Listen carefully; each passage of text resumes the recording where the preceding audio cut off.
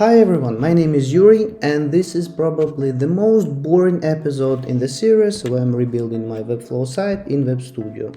Why boring? Because in the sixth part we are working on the inspiration tab, and honestly it's the one of the simplest part section in so far. I never even finished this in Webflow in my previous website, and right now I don't have any special inspiration, but since I need to complete it, let's just get it done. So let's start building the tab. As always, I add a wrapper div and name it tab inspiration. Inside I place two divs and begin structuring the layout. Divs, but in Webstudio it calls box. Inside I place two box, and I won't be using any tokens here, just local styles and two variables. I give the main tab a classic width, then I set both inner blocks to 50% width. I'm deliberately not creating tokens because the styles are simple and it's faster to build everything directly. Inside the second block I add a vertical flex column and create two additional boxes, each token up to 50% of the height. Now I'm going back to the first block and adding a right border, but instead of setting it directly I'll use a custom variable named border, setting its value to 1 pixel. I choose the parent block and then I apply this variable to the right border right here. So for the border color I use another variable, color gray. Instead of hard-coding the color, I follow the same approach for the inner blocks, setting them to flex, giving them 50% width, and again applying a right border using the color gray variable. Inside the right side block I divide it into two more sections, each 50% high. This creates a nested block structure where each section is split further. I continue adding borders and colors using variables, so any changes to these variables will update all elements at once.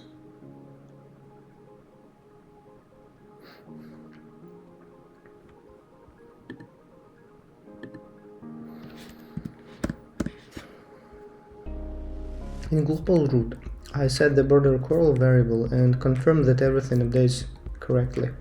For the final inner block, I apply flex again and divide it into two 50% width sections. Then I split one of these sections in half again using vertical flex.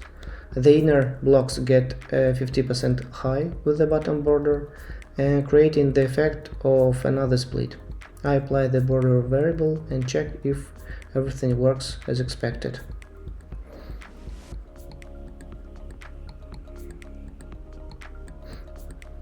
And that's how we built this block-based grid. The border thickness and colors can be changed easily via variables, and everything is done with local styles, no tokens at all.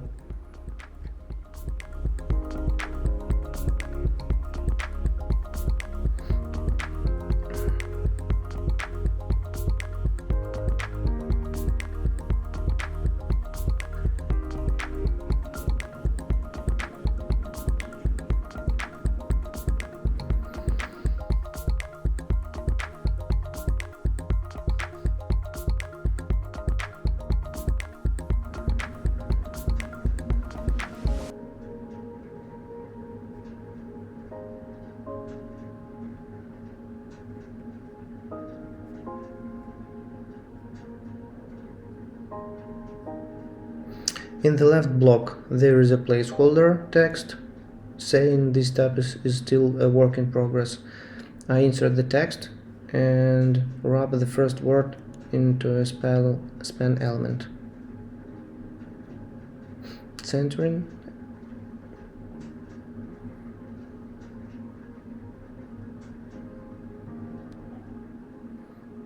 Make it span and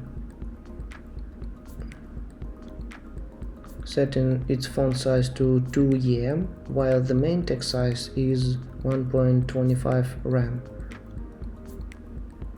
For color, I simply use dark gray. Also, make larger a bit line height. Almost done.